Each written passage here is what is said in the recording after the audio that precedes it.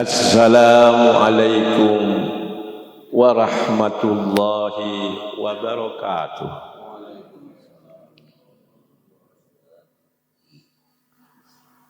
Alhamdulillahi rabbil alamin. Wa bihi nasta'inu ala umurid dunya waddin. Asyhadu an la ilaha illallah wahdahu la syarika lah. Al-malikul haqqul mubin. Wa asyhadu anna Muhammadan abduhu wa rasuluh. Shadiqul wa'dil amin. Allahumma salli wa sallim wa barik ala sayyidina Muhammad wa ala alihi wa sahbihi ajma'in. Bapak-bapak, ibu-ibu, saudara-saudari, jamaah subuh Masjid Al-Mukhlasin yang dimuliakan Allah. Pada kajian yang lalu saya telah menyinggung tentang pentingnya kefasihan dalam melafalkan kata-kata dalam bahasa Arab. Seperti saya contohkan, kita harus bisa membedakan antara ro'is dengan ro'is. Ro'is ketua, ro hamzah yasin. Sedangkan ro'is, ro alif hamzah shin besar, itu adalah mediator, broker, makelar antara pihak rosi dan murtasi, pemberi suap dan yang menerima suap, yang sama-sama akan mendapatkan kutukan dari Allah Subhanahu wa ta'ala. Maka pada kajian pagi ini saya akan berbicara mengenai kedudukan dan arti penting imam dalam sholat menurut ajaran Islam. Saya ingin flashback pada lembaran sejarah Islam ketika Rasulullah sallallahu alaihi wasallam baru saja meninggalkan dunia yang fana ini untuk menghadap ke hadirat Allah Subhanahu wa ta'ala. Pada waktu itu sebagian sahabat sibuk mempersiapkan penguburan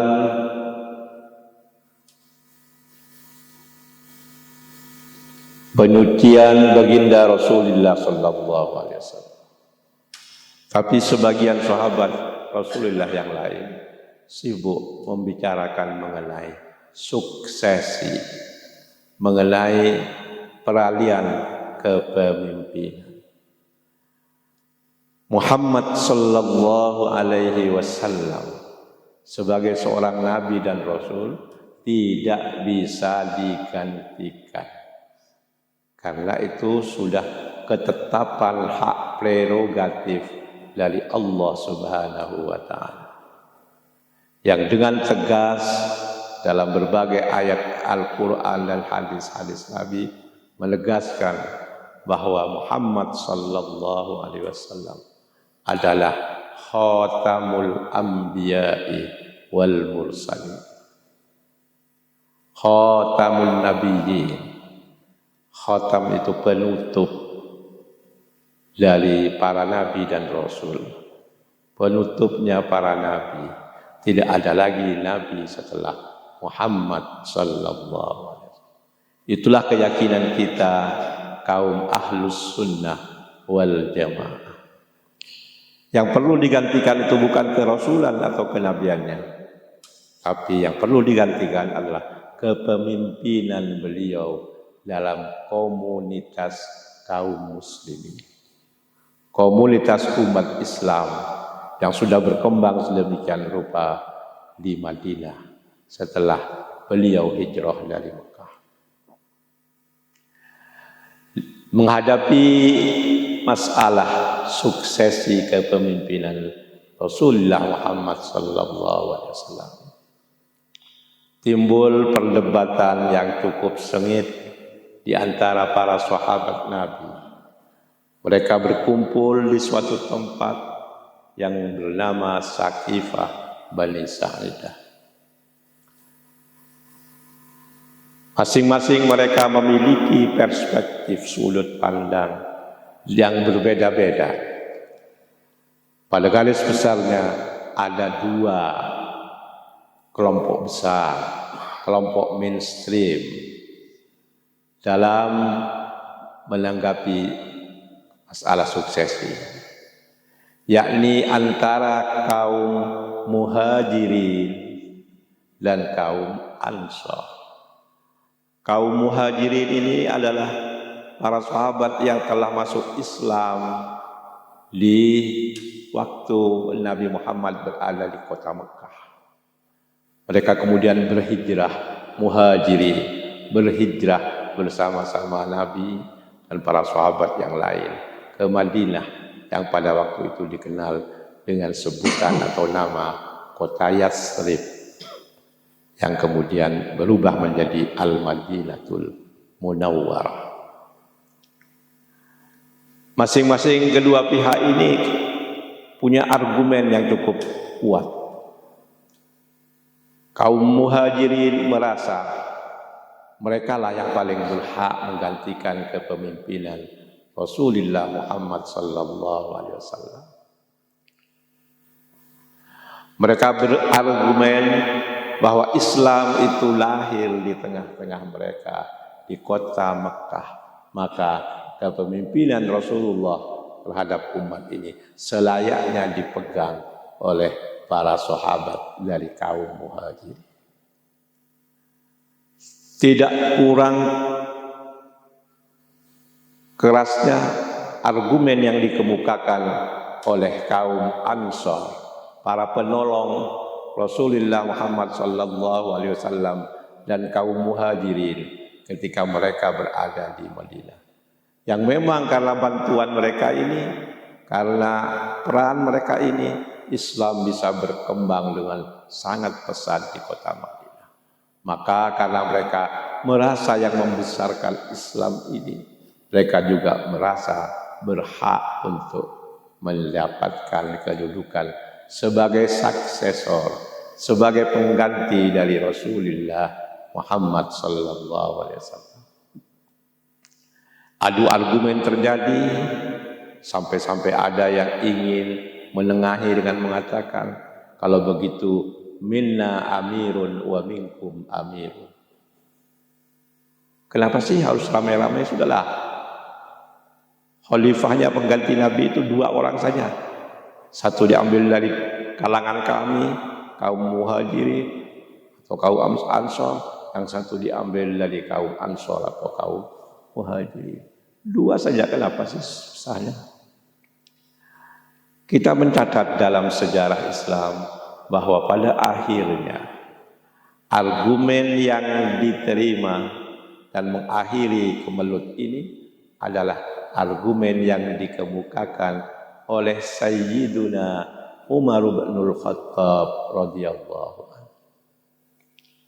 Umar berargumen pada waktu itu bahwa ketika baginda Rasulullah Muhammad sallallahu alaihi wasallam sakit keras, tidak bisa mengimami sholat di masjid, Rasulullah mempercayakan kedudukan imam masjid itu kepada Sayyiduna Abu Bakr As-Siddiq radhiyallahu anhu.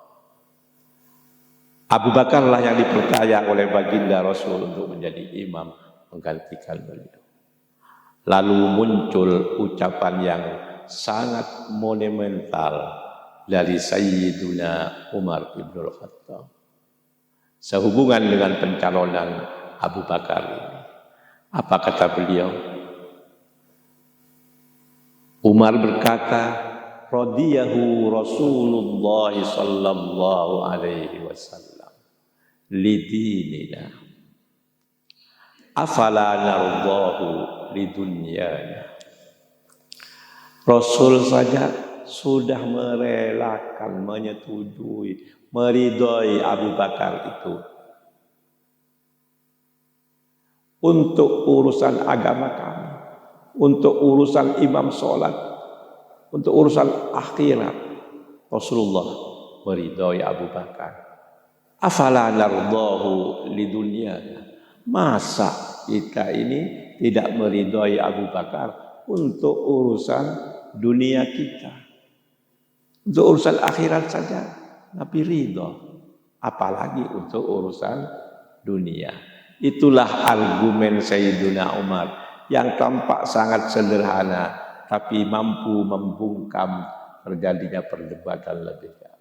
Sehingga sejarah mencatat khalifah pertama penerus Rasulullah sallallahu alaihi wasallam dalam memimpin umat ini adalah Abu Bakr As-Siddiq. Baru kemudian berlanjut kepada Umar Ibn Khattab, Utsman bin Affan, dan terakhir adalah Ali bin Abi Thalib karramallahu wajhah. Bapak-bapak, saya tidak ingin memahami hadis ini secara harfiah atau literal. Sehingga imam masjid mari kita ramai-ramai jadikan sebagai presiden, kita jadikan sebagai bupati, kita jadikan sebagai gubernur, wali kota, tidak. Kita ambil pemahaman yang kontekstual terhadap hadis ini. Apa pemahaman yang kontekstual dari hadis ini? Dari hadis ini dapat dipahami pemahaman yang kontekstual, yakni bahwa pemimpin itu harus mampu menjadi imam dalam arti panutan. Sebagaimana seorang imam dalam sholat menjadi panutan bagi makmumnya, begitu imam takbiratul ihram, kita pun makmum ikut takbiratul ihram. Begitu imam membaca Al-Fatihah, kita kemudian mengakhirinya dengan amin bersama-sama. Demikian pula dengan urutan berikutnya, ruku, i'tidal, sujud, duduk di antara dua sujud, sampai kepada salam ke kanan dan ke kiri. Makmum mengikuti imam. Jadi maksudnya bahwa pemimpin, entah itu kepala daerah dan lain sebagainya, kepala negara dan sebagainya, harus mampu menjadi panutan bagi masyarakat. Karena apa yang diucapkan sama dengan apa yang dikerjakan. Sehingga benar-benar harus menjadi panutan bagi rakyatnya. Sebab kalau soal kepemimpinan, kepala daerah, kepala negara dan lain sebagainya itu bukan saja panutannya yang penting. Dalam Islam ada dua kriteria yang harus dipenuhi, yakni al-quwwatu wal amanah. Kekuatan, kemampuan, ya, kemampuan. Jadi kapasitas, kapabilitas, ya, dan al-amin, terpercaya, amanah, yakni menyangkut integritas. Itu tercantum dalam ayat yang menceritakan mengenai kisah dua putri Nabi Syuaib yang bertemu dengan Nabi Musa ketika sedang antri air di sebuah sumur, di sebuah sumber. Lalu putri ini dengan tersipu-sipu setelah dibantu oleh Nabi Musa, putri Nabi Syuaib ini pulang ke rumah, lapor pada ayahnya dan minta kepada ayahnya, Salah satu di antara dua putri Nabi Syuaib ini minta kepada ayahnya, ya abatis ta'jir, inna khaira man ista'jaltal qawiyul amin. Duhai ayahanda, tolong pekerjakan itu si Musa itu yang sudah membantu kami Andre menimba air. Tolong pekerjakan dia. Sesungguhnya sebaik-baik orang yang engkau pekerjakan adalah Al-Qawiyul Amin, orang yang kuat lagi terpercaya. Dari sini kemudian Syekhul Islam Taqiyuddin Ibnu Taimiyah dalam kitabnya yang terkenal As-Siyasatus Syar'iyyah fi Islahir Ra'iyah, As-Siyasatus Syar'iyyah fi Islahir Ra'iyah, menetapkan dua persyaratan untuk seorang pemimpin bangsa, pemimpin umat, yakni al-quwwah dan al-amanah. Dia harus memiliki kapabilitas, kemampuan, dan dia harus memiliki integritas, bisa dipercaya, tidak akan culas, tidak akan korup ketika dia menjalankan kepemimpinannya. Ini yang perlu saya sampaikan. Nah, mengapa imam sholat itu begitu penting? Ya seperti karena imam itu adalah panutan.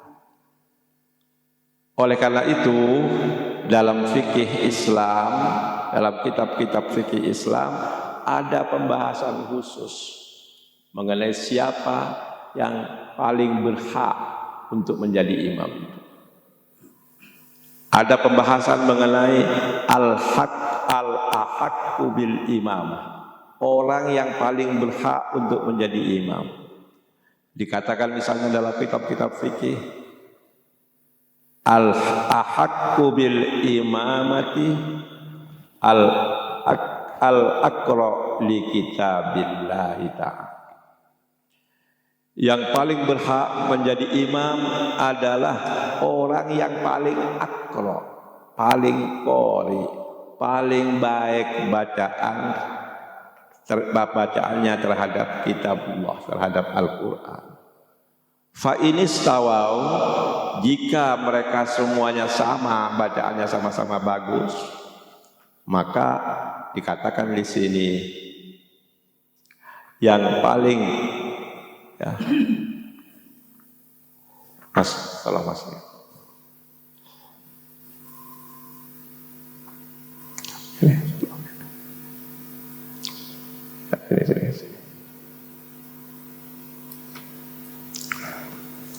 Fa in istawau fil qiraah fal a'lam bis sunnah. Jika mereka itu sama dalam qiraahnya, sama-sama bagusnya, maka diambil yang paling mengetahui, paling alim mengenai sunnah Rasulullah Muhammad sallallahu alaihi wasallam.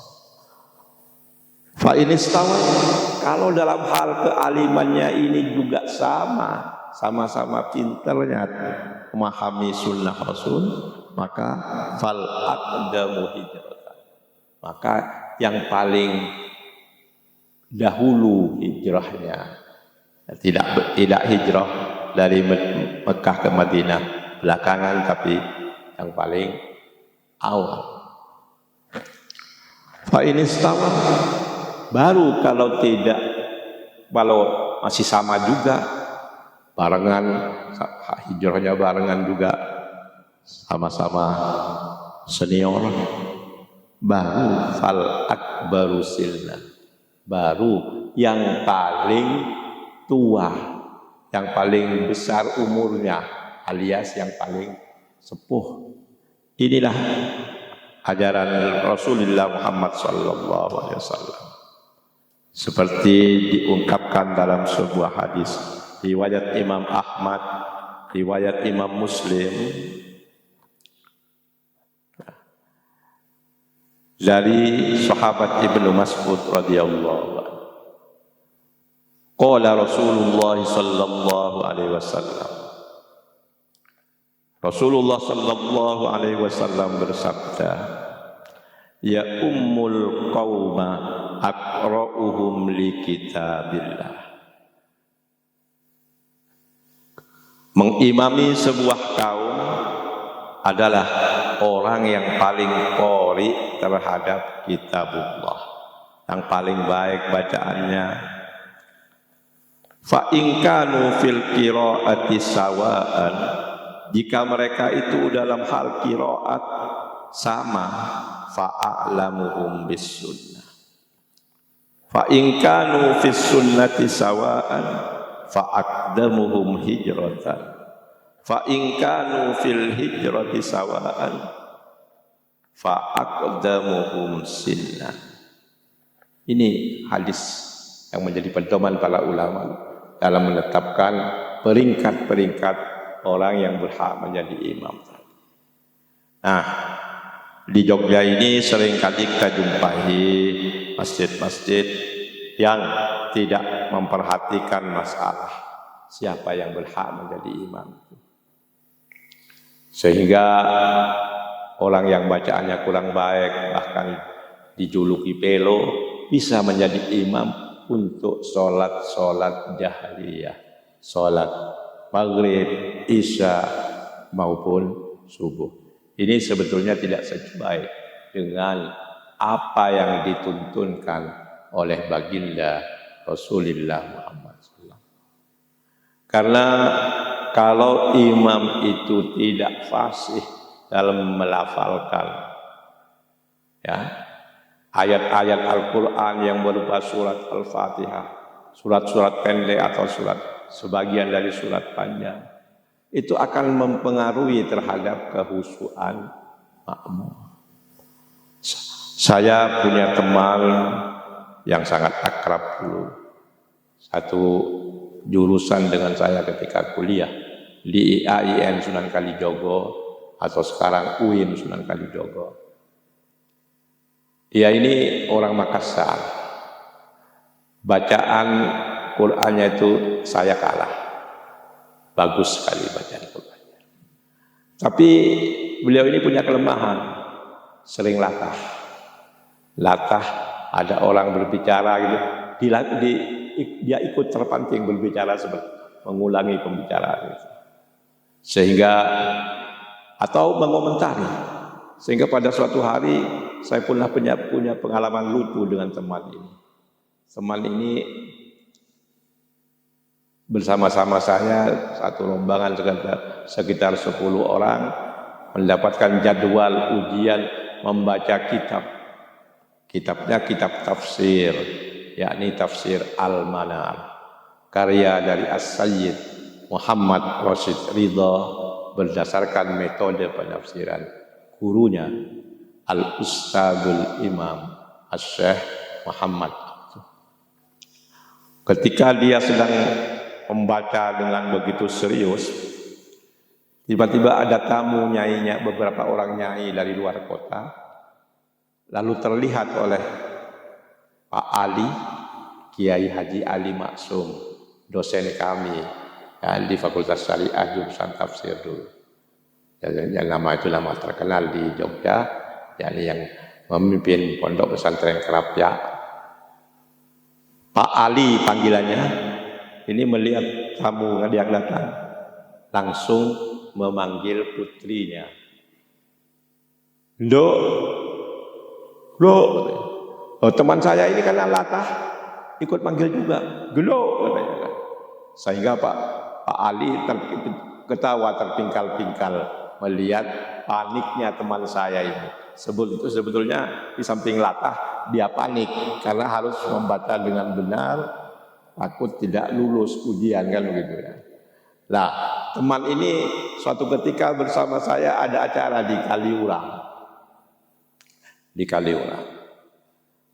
Nah, hari Jumat, begitu kami pulang berdua boncengan,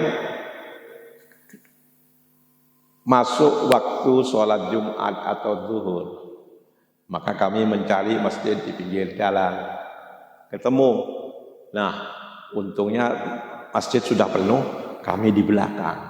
Saya katakan beruntung dapat di belakang ini, karena nanti akan ada peristiwa yang membuat kami harus bersyukur dapat shaf paling belakang. Ketika imam memulai dengan membaca surat Al-Fatihah, namanya imamnya menyebut Al-Fatihah, ya, karena terus kemudian nastangin segala itu, teman saya ini gak kuat menahan geli gitu ya, langsung berkata, aduh lek katanya, Malik nama saya, aduh lek katanya, parah imam ini katanya, tanpa dia sadari. Saya dalam sholat, untung masih rakaat pertama, dan untung shafnya yang paling belakang. Loh lek, parah ini imam ini, parah. Batal sholatmu. Saya begitu. Saya juga menjadi batal kan. Langsung kita lagi takbiratul ihram lagi.